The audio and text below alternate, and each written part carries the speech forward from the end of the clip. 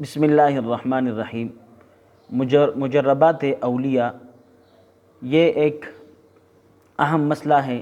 لوگ اکثر دعائیں کرتے ہیں مگر وہ کہتے ہیں کہ استاد جی یا مفتی صاحب، مولانا صاحب، ہمارے دعائیں قبول نہیں ہوتی۔ ان سب کے لیے ضروری یہ ہے کہ ہم 5 وقتی نمازی بنیں، اور صبح کی نماز کے بعد جو شخص سورہ یاسین کی تلاوت کرتا ہے، اللہ تعالیٰ ان کی رات تک جو حاجات ہیں وہ پوری کرتا ہے۔ ایک خواہش ہوتی ہے، ایک حاجت ہوتی ہے۔